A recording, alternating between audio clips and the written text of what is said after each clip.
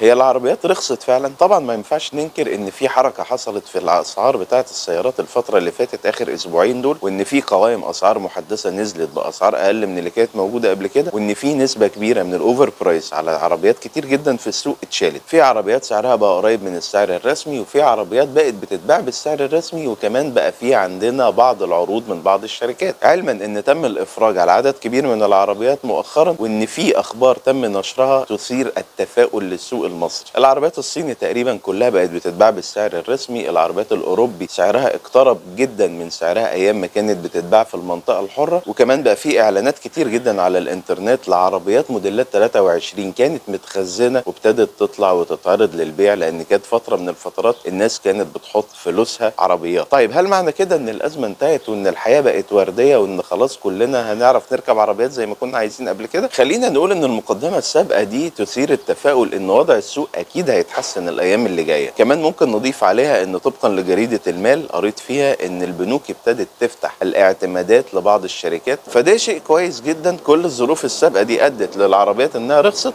واحتمال انها ترخص في الايام القليله القادمه، بعض الشركات التانية تبتدي ترخص في اسعارها. ولكن هل ده حل جذري ونهائي وحلنا ازمه السوق وهنرجع لما قبل سنه 21؟ من وجهه نظري لا. اللي انا شايفه ان ده حل مؤقت، وان ده مسكن، ولكن مسكن قوي جدا قد يمتد مفعوله ممكن نقول مثلا لاخر 24 لو فضلت اليات السوق على نفس الظروف اللي احنا موجودين فيها حاليا، ما زادش عليها اي عنصر جديد ممكن يغير من عناصر المعادله بتاعتنا. امتى بقى اقول ان السوق تعافى تماما؟ لما تروح للبنك وتطلب منه تدبير العمله ويدي لك العمله الصعبه بدون اي قيود زي ما كان بيحصل زمان. يبقى انت كده تقدر تستورد عربيتك في اي وقت، فنقدر ان الطلب يوازي المعروض او المعروض يوازي المطلوب، فالمعادله تظبط الظبطه النهائيه بتاعتها. طيب ده هيحصل امتى؟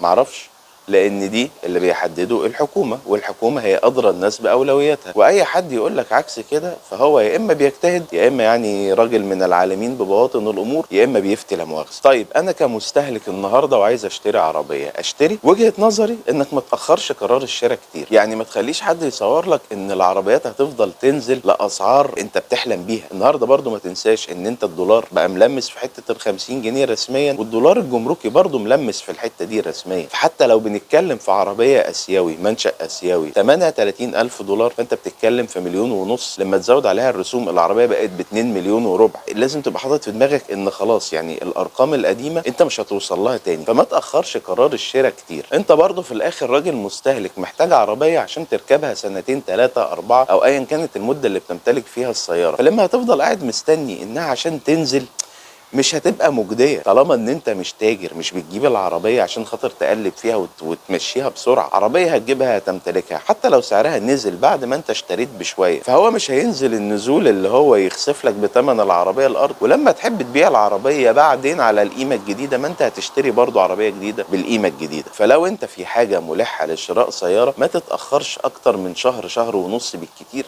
هتكون الرؤيه اتضحت وهيكون الكيرف بتاعنا وصل للمنطقه بتاعه الاستقرار اللي هيقف عليها بعد كده. وبعدين احنا هنكرر النصيحه اللي بنقولها دايما: شوف ثمن العربيه بره كام وزود عليها الرسوم بتاعتها ومكسب معقول للوكيل او للموزع، وشوف سعر العربيات في السوق. العربيه اللي تلاقيها قريبه من هذا السعر تبقى هي السياره الاقرب للسعر العادل. فاكرين المصطلح بتاع السعر العادل؟ ممكن نبتدي الفتره اللي جايه دي ننشطه تاني، نشوف العربيه ونشوف حسبتها ونشوف هي هتبقى عامله كام ونشوف المتاح في السوق، ولو لقينا عربيه ماشيه مع الكلام ننفذ فيها. ممكن تشوف اي شركه عامله عروض وتشتري، ممكن تشتري عربيه من حد من اللي جايبينها تبع المبادره، ممكن تشتري من شركه مثلا زي اللي عامله عرض الكاش باك، قالت لك لو انت اشتريت مني بسعر النهارده وانا نزلت في الاسعار مستقبلا هرد لك فرق الفلوس. ممكن تستورد عربيتك بنفسك برضه لو عندك القدره او المعرفه، بس حاول تنجز. زي ما قلت لك هي خلاص بقت كلها محصله بعضها. النهارده العربيات الاوروبي على ارضها بتتراوح في حته ال 40,000 دولار او ال 40,000 يورو. العربيات اللي هي فئه الكروس اوفرز المتوسطه، يعني بنتكلم في سبورتاج وتوسان وتيجوان وكودياك، وفي موديلات كتير برضو جديده نازله خلي بالك السنه دي. فالموديل الجديد بيبقى اصلا نازل فيه زياده سعريه بسيطه من المصنع بره، فهتلاقي دي هتشيل دي. ما تنساش برضو ان الدولار الجمركي لما زاد النوافذ الجمركيه بتاعت العربيات زادت. حط كل العوامل دي في دماغك، محتاج عربيه